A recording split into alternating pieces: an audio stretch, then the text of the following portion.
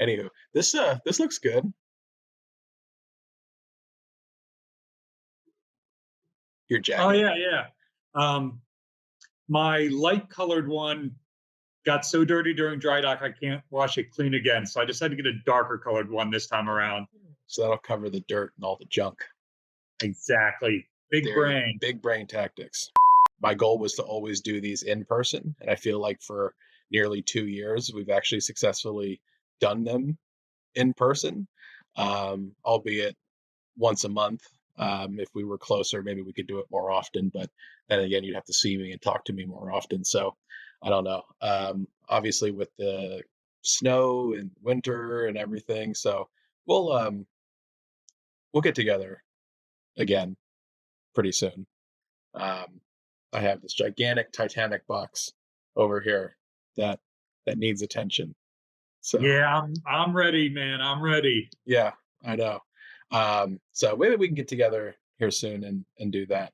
Um, so anyway, for the audience, I appreciate you bearing with us and doing this format for today. Hopefully, next episode, by the time next episode comes along, Ryan and I have gotten together. But with our schedules and everything and the weather, so who knows? But I promise this will not be a permanent thing. Okay. So with that, And we picked the most boring possible topic for today, just in case nobody wants to watch it, right? see, that's not true. We picked a good topic so that people will still watch despite the format. Right. Time will tell. Okay. All right. We've also gone in the different direction, Ryan. You have grown out the beard. I have taken it away. You know. So Yeah, I'm you still deciding if I like it. you your winter beard always is just really brings out the sailor in you. Um okay. So museum ships. There was a article in the January issue of Proceedings, and I'll link it, um, which talks about how the Navy is not really doing a good job at preserving ships for museums, and ultimately that's hurting Navy recruiting and and other things like that. And so I wanted to touch on some of those points. Obviously, with the JFK being towed away, you saw that here recently. I just thought that maybe we could have a discussion in 2025 on what our thoughts were for Navy museum ships and the future of Navy museum ships. Maybe what that would look like, and are we actually going to see ships in the future, or was the World War II fleet such a specific special thing that maybe we'll never get back there? So I don't know. What do you think, Ryan? Yeah, no, first of all, great article. It really stirred the pot in a lot of places. Hmm. Obviously, you and I are members of groups on social media and have Hmm. friends and whatnot that are in this field. I suspect a lot of our viewers are in those same circles. And so we saw that article circulating all over the place, and it's still very Hmm. much being discussed by our peers. So it's definitely timely that we're talking about it too. But really great article that kickstarted or maybe re-kickstarted a conversation that has been going on in back rooms for a number of years now. Yeah. So, and obviously, Proceedings Naval Institute. So, my organization publishes an article, which then, gets tweaks you. So, there you go. I'm haunting you even in your sleep. So, anyway, we'll roll the intro, and then we'll be right back to it and talk about some museum ships.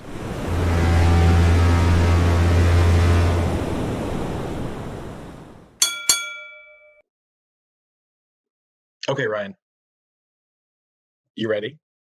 I am ready. You ready? Okay, cool. Let's 56 more minutes. Let's do it. Okay.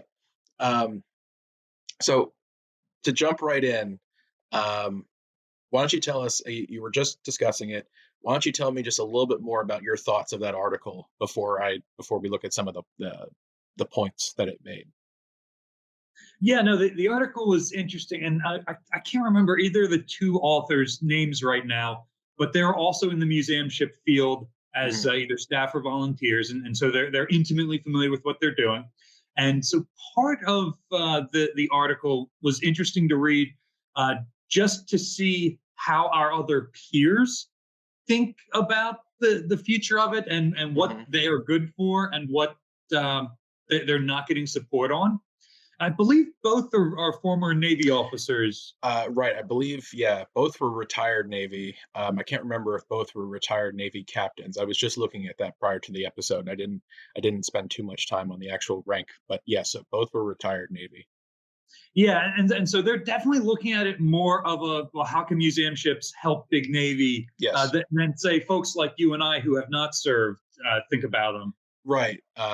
No, absolutely, and that's the overall point of the article, where it's like, how does the museum ship fleet help the public learn about the Navy, and then ultimately, how does that help in recruiting? I mean, they talked to Admiral Cox, down at NHHC, and discuss, okay, well, these are the museum pieces that I have to tell this story. But it really does. The one thing that and you have experience in this, is once the Navy gives up these ships. I know there's that clause where it's obviously, if the ship fails to meet certain standards or requirements, the Navy can take it back. Mhm. Um, But for the most part, has that ever actually happened to a ship in such a way that it's been like this, has had sort of a negative effect on the museum ship fleet? Obviously, we've had museums fail, Mhm. but has the Navy have to actually reclaim a ship and then ultimately tow it away to scrap? I don't believe the Navy has exercised that right in the past. Um, there's Edson, which was being operated as a museum, and the operators gave it back to the Navy, and the Mhm, Navy was kind of surprised to receive it. Like, wait, can you do that? What mhm. do we do with this thing now? And unfortunately, another group up in Bay City, Michigan, was able to get her, and she's now again functioning as a great museum ship. Mhm. And so I guess so. Um, my thought is, okay, well, I'm not really too worried about the Navy from a PR like standpoint. So obviously, I think Navy museum ships ultimately do a lot of good, or museum ships in general. Maybe not Mhm. necessarily warships, but uh, museum ships, whether Navy, maritime, what have you. I think they do a great job of telling the story. What had happened on board, and obviously the job and the role and from that time period. And that leads to the other. I think the main there was one line, or was there a section in that article which talks about, well, the World War II fleet, which is sort of the majority of the museum ships that exist, don't do a good job at showing what conditions are on board a ship today. And I felt like that was overplayed in that article. I feel like, um, I now maybe, and again, maybe I'm biased, or maybe I know too much, where I know because of my work that ships today are much better.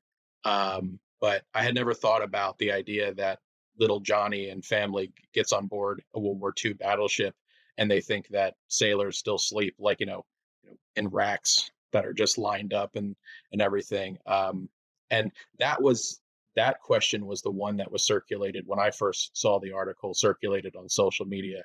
That was the question that people were sort of most concerned about, was the idea, how true was that, um, Yeah, in my circles, the folks who I've talked about it with, that's one of the key criticisms as well. And I do mean that with all due respect to the authors, and this great talking piece that they have created. It is doing what they intended to do and causing this to be discussed. But there are some things that I could think of to include in that article that they didn't, and I feel like I would not have included that nearly so much. because you do have ships like the Iowa class battleships that are in a near contemporary configuration with modern electronics and modern berthing compartments and things like that. And I do think that the average visitor is sophisticated enough that when they go on Alabama or some of these other ships that are still in their World War II, their pure World War II configuration, that they can realize that, wow, folks had it hard during the Great Depression, during World War II, but this is not quite what it's like today. I mean, even the Iowa class battleships being presented in like the 1990s configuration, that was 30 years ago. Yeah, and then a lot of the stuff is the same. The coffin racks are the same that you see on many contemporary ships. The one big difference is a lot of our berthing compartments are big communal berthing spaces, whereas on more modern ships, those tend to be compartmentalized up, not necessarily to stateroom size, but like you'll have 10-person berthing compartments instead of the like 80-person berthing compartment that we have on our tour route. But also, I mean, just in general, crew sizes on ships have gotten smaller. Well, I think a couple episodes ago when we talked about, a modern battleship, this idea that, even if you built a capital ship in modern times that was worthy of the battleship name, because of the advancements in technology and other things, you probably wouldn't ever see a crew, 2,000-3,000 people on board. So you probably don't. Do you agree with that still?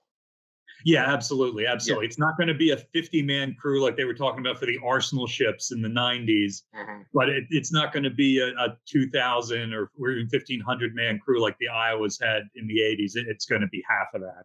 Yeah. So you don't see, so without the need to house or to berth so many people at one time, I can understand why you don't have these large communal, like, bunk rooms, which just, the standard bunks hanging from the ceiling, 3 or 4 stacked on top of each other, whatever it was, right?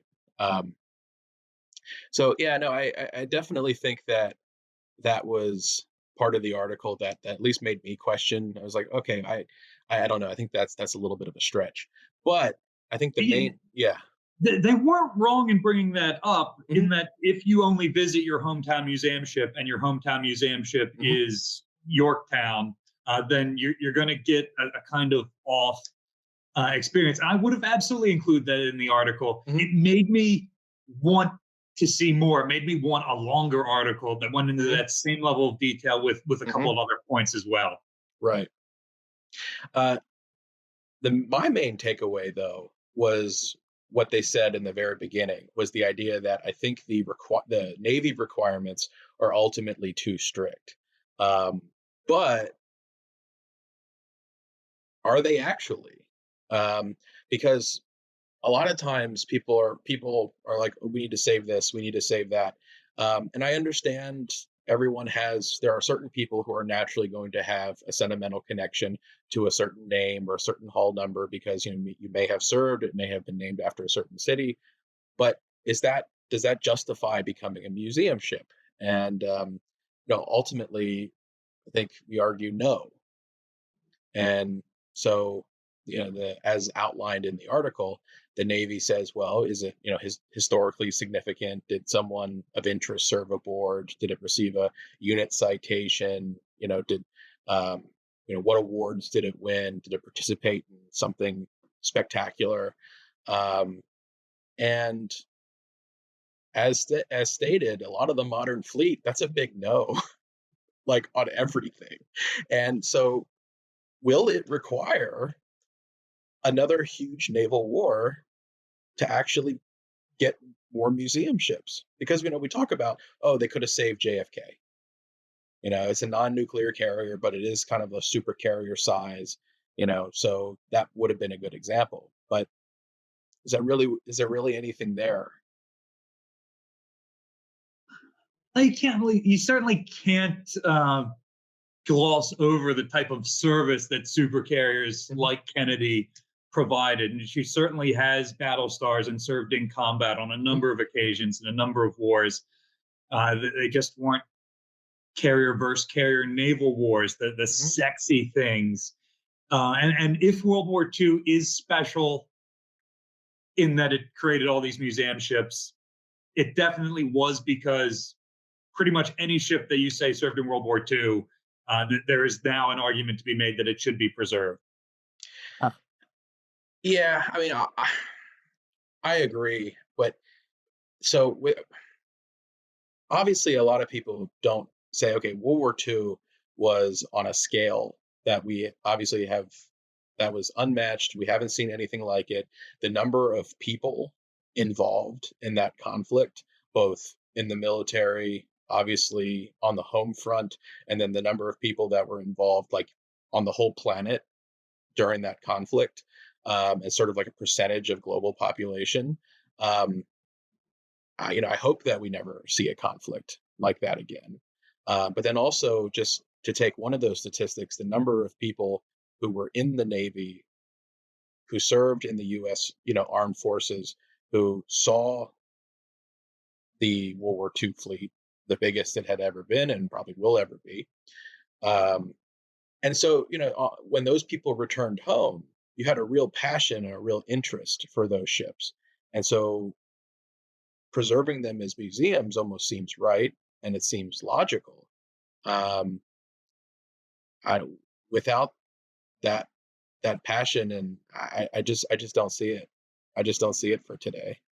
Um, Yeah, because it's not just you've got however many, what was it, 1 or 2 million service members who serve directly in the Navy, and then mhm, more when you look at the Coast Guard, the Merchant Marine, those sorts of things. mhm, But also, those folks went home and they had families, mhm, and so now all their families talk about dad and granddad's mhm, service, and they've still got that tangible connection, mhm, uh, to a point where today it's a fraction of a percentage point that serves in the military, much less a sea service mhm. that has that tangible connection.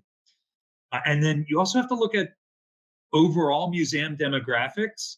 Um, you get very specific demographics that go to museums, um, and very specific demographics that don't go to museums. And you're starting to see fewer folks from the demographic that go to museums that are serving in the military. Mhm. So history nerds like you and me don't serve in the Right. I think if we had grown up during our grandfather's generation, we would have served in the military, and we would be just as into them. Yeah, But this generation, we don't. We're supporting maritime heritage in a completely different way right. that didn't even exist 2, 3 generations ago. Well, exactly. I mean, it didn't. I mean, that's why we lost Enterprise. Just because it didn't exist. And then in the 1960s, a lot of the World War II fleet had finally um, the ships that were not going to be carried on. So, like obviously, all the battleships that weren't Iowa, the Iowa class, Mhm. obviously were finally cut loose and became museums. Some of them were scrapped, like Indiana and South Dakota, and then some stayed. Obviously, uh, but so that's interesting though. So Enterprise, of course, making it to the late 50s before finally getting scrapped. And then of course it was immediately like, oh, that was a problem. we should have that. And then I feel like there was an overcorrection, which is then why you end up with more, like for instance, more of the Essex class carriers than maybe you had maybe needed. So for instance, if you still had Enterprise today, you might not have Hornet, or you might not have, or one, you know what I mean? Like I- yeah. That's definitely part of the discussion. There is a market for museum ships. Um, is that market saturated? Mhm, So if we wanted to put Kennedy in, or if Enterprise had survived, and let's say Kennedy's in New York City, uh, then you don't need Intrepid there. Does Intrepid have to go away for well, Kennedy to come around, or would Intrepid have even been made a museum if Enterprise was already there? and you see this with brick and mortar sort of on land museums. Mhm. So it's like, oh, this museum has been open for 30 years. With the donations and thanks to our supporters, we were able to build a completely brand new, beautiful facility that's bigger, that allows us to move more people and such like that. Was Kennedy Intrepid's new facility. You see how you see where I'm going with that? Like we've because our museum is so popular, we've now grown out of our footprint and like we can now get ourselves a new hull with even bigger spaces and and continue to grow. But in reality, but the building, which is Intrepid, is also an artifact. So you couldn't really do that. And where are you supposed to? Because you're not just going to just be like, okay, goodbye, Intrepid. You served us well. Off to the breakers. We have a new building that's being towed up the river. That's a really interesting point. I hadn't thought of that. Because you can also expand by adding a second wing to your museum, adding another museum ship. If we're going to continue with Intrepid, she also has Growler, Mhm. and they could add other ships. But maybe that's part of the problem is that the last conventional carrier, Kennedy, was up for museum status too soon because we will buildings, ships, structures, they have finite lifespans. There will be a time when many of our museum ships, the amount of resources it takes to maintain them will outweigh the Mhm. public willpower, the support that can go into them.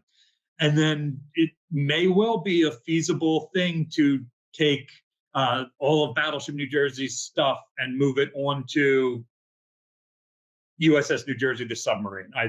In 40 years when she is decommissioned. Mhm. I as a random example there. So maybe if we had conventional carriers still around 50 years from now, when these World War II ships cross their 100-year mark, start approaching their 150-year birthday, and we don't know when they're going to age out. They Mhm. have already exceeded their useful service for what they were designed to do. Mhm. And maintaining museum ships, steel-hulled museum ships like these, is so new, so new. It doesn't start until post World War II in a permanent sense. That we don't know when we're going to hit that point where there's no more cultural willpower left to maintain the maintenance that's needed to do. We were able to find the support to do a dry docking of New Jersey, which guarantees we've got another 30 years. Well, at that point, are we able to do it again? Yeah, no, absolutely. And so that's, I guess, my point is like where in the future, so in another 20 years, let's just say, because 50 years after Mm-hmm. World War II, we're in the 90s. Mm-hmm. And so obviously World War II veterans are still alive. People who served, obviously there's still World War II veterans alive today, but they were younger. Um, you have people, and let's just take New Jersey as an example. You have people who had served on her through her various redeployments, and ultimately now you're being decommissioned for the last time. Same thing with Midway. Mm-hmm. That carrier is being decommissioned in the 90s. So that ship has had a 50-year lifespan. Okay. Um, and for a ship, we that seems like a long time, but for a large capital ship, that was built to a very high standard and has seen, multiple reactivations and modernizations and has had work done. That's not so um, uh, that's not so bad. It seems almost like normal. And you even take like Arleigh Burke. The first of the Arleigh Burkes are sort of coming up on um, 30. Weren't they like late 80s, early 90s themselves? Or am I? Yeah, I think they were very early 90s. Yeah. Yeah. So now you're getting to the point where yeah, Arleigh Burkes are coming up on 30 years. Um, you know, are we still? And that's a class of ship that we're still commissioning new hulls. Obviously, we're on flight 3, 4, whatever they are on. But for all intents and purposes, it's relatively the same ship. And so, if the Navy decides to decommission Arleigh Burke here in maybe within the next decade, but yet we're still producing ships in that class, are they going to want to give that over to or give that over to an organization and have it open up as a museum ship? Um, so I don't know. Yeah, that's a good question. First of all, would she be in a condition that she would be usable to museums, because those first couple that are decommissioned are going to be stripped for spare parts to keep the other ones alive. Hmm. And with that being said, is it historically significant? I And obviously, yeah. Oh, go ahead. it is certainly worth keeping in mind the Navy's 4 criteria for significance to be turned into a museum, one of which is representative of a class or first of class Hmm. status. So, by those criteria, yes, Arleigh Burke is something that would be Hmm. potentially held for donation status. But yeah, does she have the combat experience um, Yeah. of a World War II era ship? Like, Mhm. assuming she gets sent to the Red Sea and she shoots down Houthi drones, is that going to be equivalent to surviving the Marianas Turkey shoot? Yeah, and fending off wave after wave of kamikazes like Laffy and getting hit, and so um so I, and so that is ultimately where I come back around every single time. And I think to myself, as much as we would like to see these ships, these slightly more modern ships, like you could easily take a Ticonderoga right now Mm-hmm. and and and do something with it, if the Navy really wanted to. Um, but I keep coming back to the same idea that unless there's some great naval war with China in the next 5 to 10 years that is on the books in the DoD, unfortunately, and I hope that that's proven wrong. But unless there's some great conflict at sea out there, and you have these systems, these weapon systems, these ships, and these crews, um, do some World War II era like heroics, I I don't know. I don't really think that you see, at least now. I mean, maybe in 50 years. I guess circling back to the point I was making about like New Jersey and Midway, where Mm-hmm. it's not a 30-year life cycle, it's like a 50 or even a 60-year life cycle, where potentially an Arleigh Burke 20, 25, 30 years from now is pulled out just because it's like we need, then to your point, maybe a World War II era museum ship has reached the end of what is like physically possible, and you just can't maintain it anymore, so you end up having to swap something out, and then so the Navy replaces your Des Moines, your Salem with an Arleigh Burke.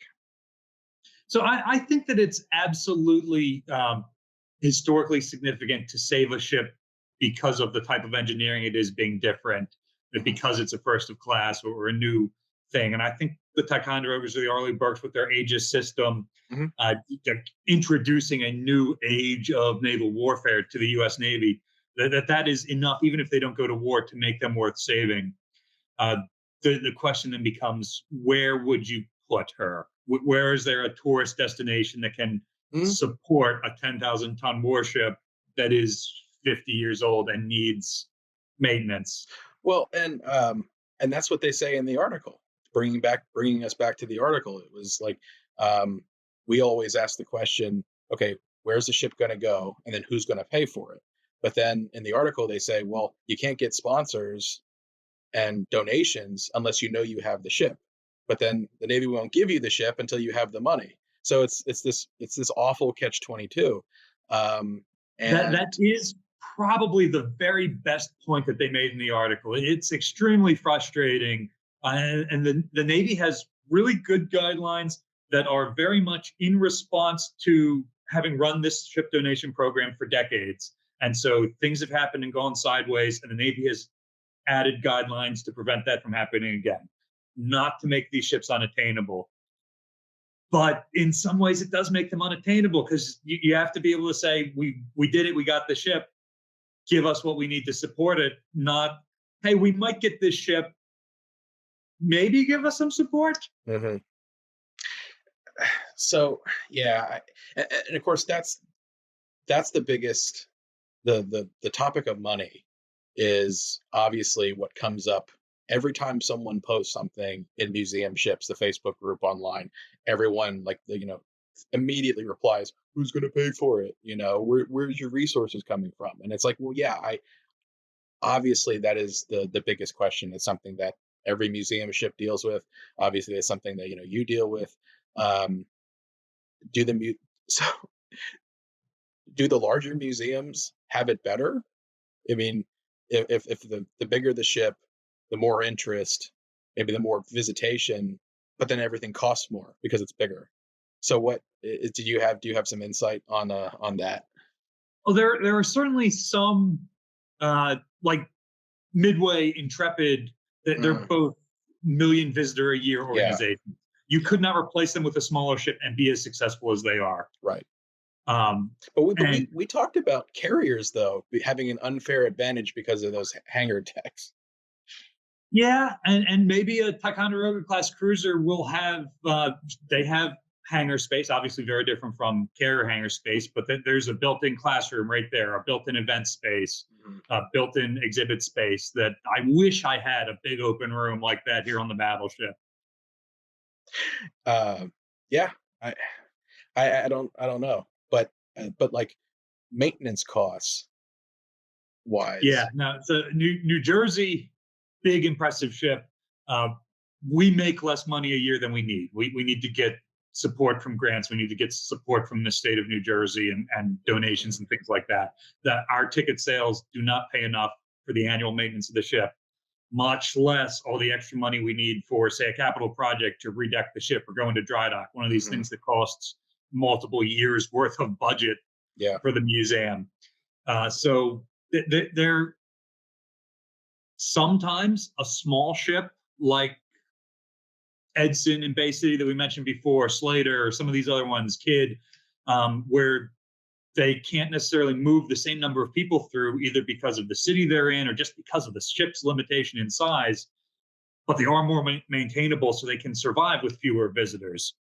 Whereas the really big ships can potentially accommodate more people and therefore have the money to survive, but that's all dependent on where they are. Are they in a location where is that large number of people coming? Mhm. Yeah. I It is really difficult to say because I remember when Kitty Hawk was scrapped Mm-hmm. and everyone freaked out, like, "Oh, this could be a museum ship." Um, and it really comes down to what market is going to not physically where can you park this, and then how much is it going to take just to get the especially a ship coming out of mothballs, where it's been parked in some in an old Navy yard for how many years, exposed to the elements and stuff. So, how much is it going to cost just to get it to a point where it's safe for visitors to walk through? And then, how much is it going to take to build up, obviously where it's going to be and the onshore facilities, and then everything surrounding sort of the business aspect of now you're trying to get people to come in, and then even like carriers. Um, we we talk about carriers being air and space museums. Okay, Mm-hmm. well, now I have to get a bunch of planes from all these different time periods and and either buy them or find examples that need refurb, or it just seems incredible, whereas okay, I have a gun-based ship, so all I have to do is paint the barrels and make it look pretty and maybe paint rehab one of the turret interiors and then do a turret tour or something like that. Um, yeah, to me, it seems like getting the aircraft for a carrier-based museum would be probably that's an extremely expensive business line that I don't think I probably hadn't even given too much thought to. Yeah, yeah. And fortunately, a ship like Kitty Hawk or Kennedy, they're looking at fairly contemporary aircraft that still exist in numbers that could be donated, as opposed to Hmm. if we decide to start a new World War II carrier museum, Yeah. if somehow we found out that Cabot hadn't been scrapped Hmm. back when she was down in New Orleans, and we find her again, like, okay, we finally got our Independence class carrier. We've Hmm. got a World War II carrier other than an Essex. Hmm. Oh wait, where are we going to find a Dauntless and a TBM and a Hellcat? Yeah. Go scrape some off the bottom of the ocean. Go find some devastators. Yeah. So okay, that makes sense. Uh, I was just having this conversation, but I ultimately with someone when I was out at West in San Diego last week. Um, about the Navy's, obviously we're discussing museum ships and the Navy's need, or museum ships, saving hulls for museum ships. But Hmm. also, my biggest thing is, um, if there is going to be this future naval war, a lot of people look at the scrapping of Kitty Hawk and Kennedy as a huge mistake. Navy shipbuilding right now is a disaster. If you, I mean, if you lose one or two or three, as projected, of these nuclear fleet carriers, Hmm. you're not going to be able to build one by the time it just holding everything equal. And there's not going to be this great World War II mobilization because of the way the industry just works in our country. So it's not like, oh, we'll just, flip that light switch and then suddenly we'll be able to build 20 carriers in a year and a half. That's not how that works. And so, That's uh, the big problem, isn't it? We won World War II, and we came out of the war with 10 times the military power that we had before the war. mhm, If we win a future war, a future naval war, we're going to come out with less. a third less. Hmm. And then forget about the war. What about post war? We Hmm. are 30 years away from building back up those carriers that we've lost. Yeah. And then it's not taking into account replacing the ones that are aging out during this 30-year period. Hmm. So Like Nimitz. yeah, we could win the war and then lose the peace afterwards very Mhm. easily. No, I'm going to put that in more definite terms. We could win the war and we will lose the peace afterwards. Hmm. Uh, Yeah. that with our current shipbuilding industry, we cannot win the peace after another naval war. And I have, there are positive signs, like as far as maybe like the Koreans rehabbing Philadelphia naval shipyard and implementing new building techniques and other things. But as it stands right now, I just don't see it. And the loss of hulls like Kitty Hawk and Kennedy are a real problem for the reserve fleet. I don't know, because again, those were ships that, yes, they are conventionally powered, but that's okay.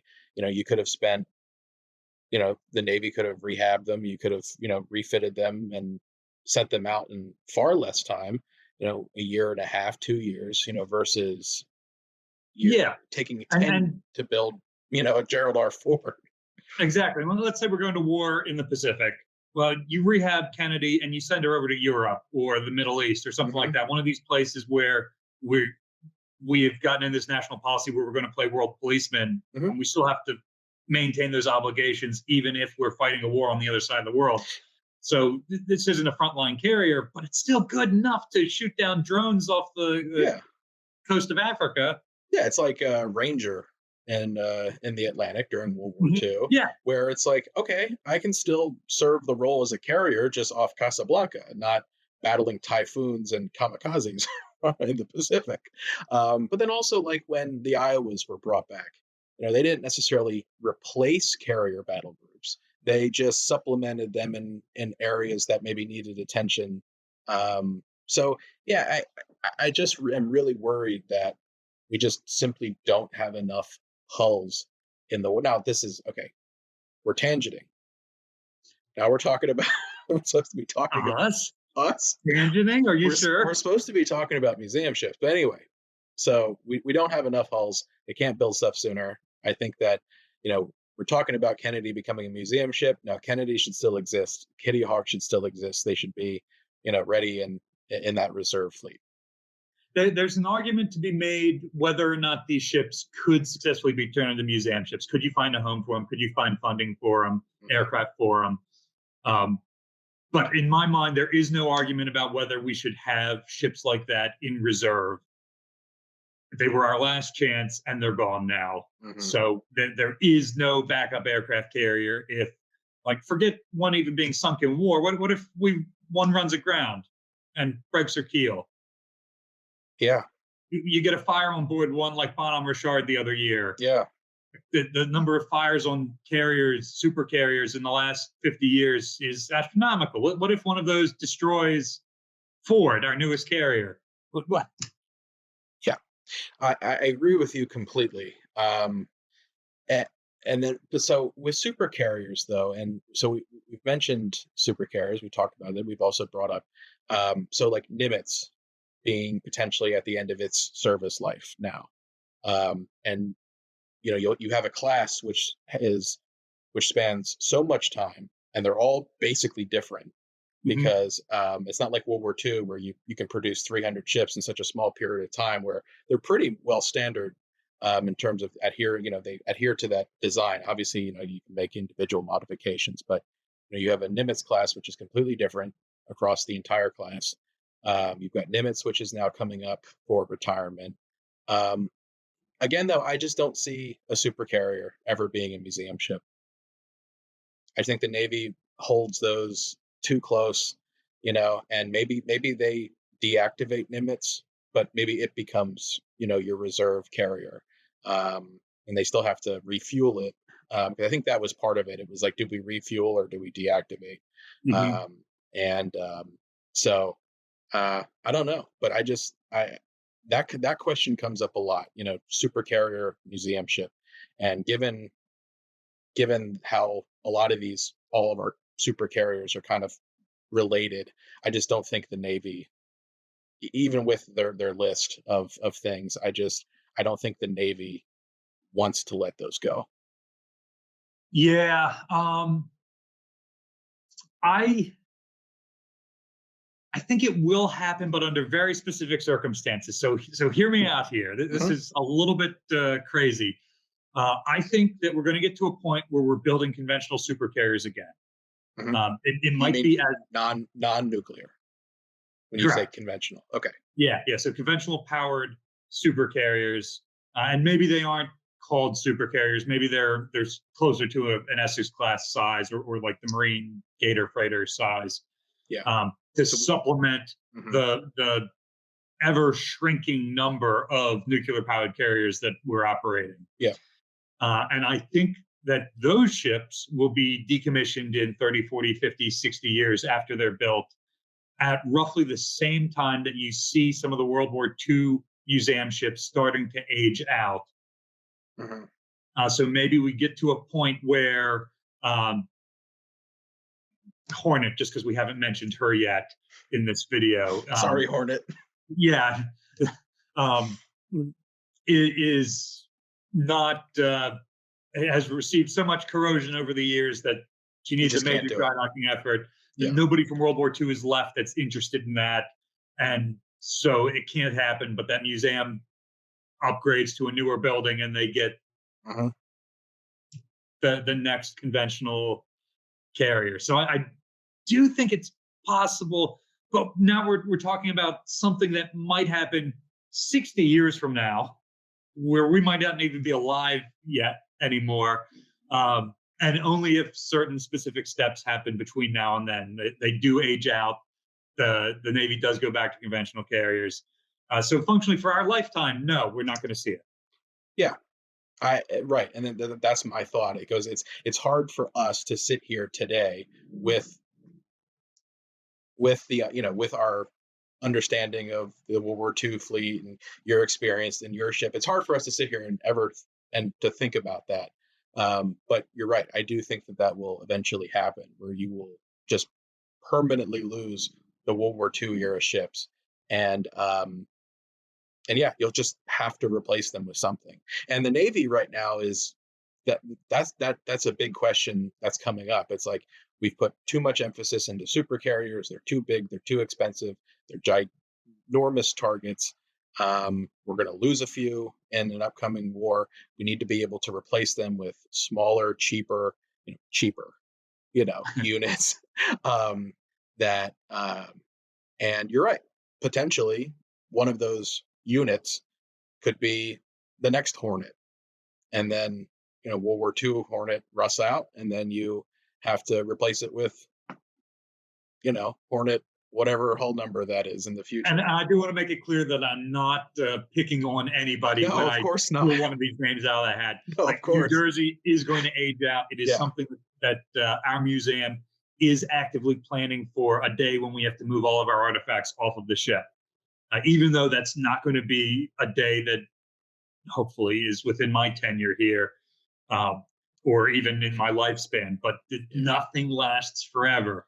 No, they're going to Darth Vader you. They're going to replace all your limbs and all your organs, and you will be curator forever. They will just strap you. You'll be a permanent fixture. Shoot, then I'll have to ride the ship to the scrapyard. Oh Lord, that's not good. Oh, sorry, Ryan. And oh yeah, so that I don't know. It's again, it's hard to think about and hard to like to picture in your head. But again, that would probably be at a time when again me, we're not even around. So Yeah, yeah, hopefully, I don't want to be around when it happens. no, that would be difficult. But anyway, so do we think so I think so the conclusion that we're making here then is that yes, obviously sometime in the future, 30, 50, 60 years from now, there will be new museum ships, but it probably will require some sort of war and the World War II fleet finally just rusting out. So I think that is a definite thing that's going to happen. But I also think that we're definitely going to see new museum ships on a shorter time frame. Okay. Remember, the Navy is not the only place to get decommissioned Navy ships. True. Several successful museum ships were gotten from foreign navies that were built here in the U.S., operated by the U.S. Navy for a while, and then sent overseas, and then gotten back from overseas. And they are not under the jurisdiction of NAVSEA or the Navy in handing them out and filling out the same sorts of contracts that we do. So yeah, but it's one thing, selling, destroyer escort to, what was it, Turkey? Where did Slater come from? Slater came from Greece. Orlik came from Turkey. Okay, yeah. Sorry, I was thinking of Orlik and Slater.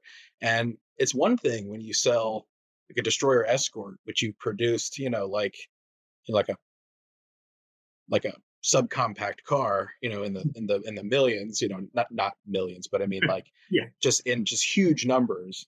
Yeah, it's one thing, but like, are we really going to sell Arleigh Burkes? We can't even produce enough for ourselves. Like I'm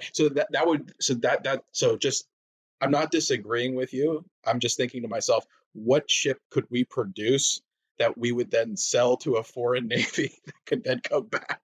Because we're so strapped for hulls right now. Here's an option. So the reason this whole article came out now, I'm surprised we're 45 minutes into this and haven't mentioned it yet, was because the Navy just denied the donation approval for USS Halliburton, a Perry-class frigate. Right. That they were trying to get to Erie, Pennsylvania to open as a museum ship. Mm-hmm. And they made it through like 2 of the 3 steps to get her before they were denied. And I never saw the full, they were denied because they were unable to prove X or whatever the case was. Right. But yeah, I'm sure they had trouble securing funding and securing like thumbs up from government officials in Erie saying that you can put a ship here, because they couldn't say that they had a ship. Yeah. Whereas if they go out to any of the countries that we've sold Perry-class frigates to, Poland, I think Turkey, Pakistan, Australia, there might even be Spain, maybe. There's a couple of countries out there, and those ships are still in service. The Philippines? Probably. And they will come up on the end of their usable lives by those navies in a few years, and they'll start to be decommissioned. I could easily see that this group that was almost successful, that they were making it through the donation process fairly successfully. They've already got a lot of the resources and know-how built up. I could easily see them transitioning in much the way that the Orlik group, they were trying to get Charles F. Adams and they couldn't get her from the Navy. But then Orlik became available when the operators of her were not able to maintain her, and they were able to get her. And she seems to be operating very successfully. I've been down there. She's a great museum. Mm-hmm. Right. So I could see this group transitioning, or some future group transitioning and grabbing one of those ships when they become available in 5, 10 years or less. Hmm. Yeah, that's a fair point. A lot of those Cold War era ships, though, are just in effect continuations of their World War II counterparts. And Okay. so, I mean, just the Navy always built stuff in in an evolutionary matter. Hmm. Very rarely do you actually get some sort of ship that's revolutionary. Hmm. And so, if you did pick up one of those Cold War era destroyers, let's just say, Hmm. um, what would you really do with it that would really make it stand? Obviously, it's a different class. You could highlight that, but a lot of the stuff, whether it's equipment or weapon systems, a lot of it is very similar to things you could already see on other museum ships. Do you think that plays a part in that decision, where it's because it is, even though it is a different class and it might have the ship itself might have a story, but because things are so similar in certain regards, they might just say, like, we don't think that there'll be enough interest. So you'll have the people who are really interested in that hull, that ship, that story, but then Hmm. for the general wider public, it's like, why would I go up there and see that when the ship over here that's in my home state has 80% of the same stuff and is the same shade of gray? Well, I've never heard anybody except my mother say that I've seen one museum ship already, so I'm not going to go and travel and do others. Listen, Most of us, I'm trying again, to except play my mom. devil's advocate here, okay? Obviously, I love to visit museum ships, okay? I'm just, for the average person in this country. No, that's definitely an argument that you can say about Orlick and Salem and Turner Joy and Edson, that they're all post-war constructions, but they're within a generation of a World War II era ship. Mhm. Um, but I do believe that by the time you get to ships like one of the Perry class frigates that are out there and getting to the end of their life, that those are different enough, Mhm. and that there's a story to be told there that will still resonate with people today. We've transitioned out of what I think historians will call the first Cold War or the Mhm. Russo-American Cold War, Yeah. into a period of a single superpower, and now we're at a time when we're probably already in. I suspect historians in the future will say that right now in 2025 we have already started the second Cold War or the Sino-American Cold War or something like that. Yeah. So this idea of how we dealt with the first Cold War is going to be relevant.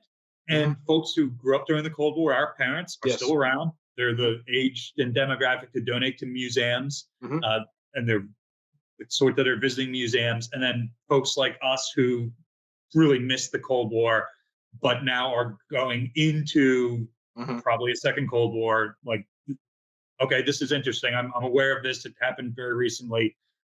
What are the ramifications of this? What did we do to survive it without nuking each other? Yeah.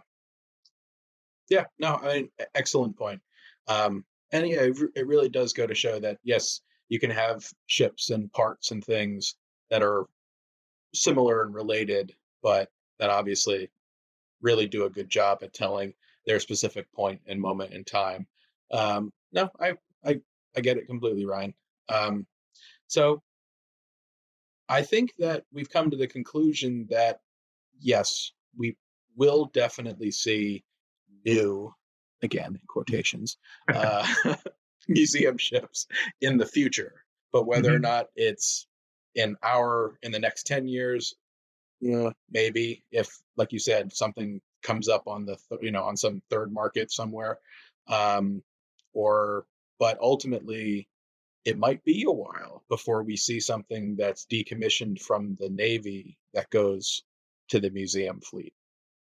I think if I can get really meta for a second, the folks who watch this discussion between us, what they're going to be discussing later is that you and I were able between us to lay out 3 or 4 different scenarios where we'll see new museum ships created in the future. Mhm.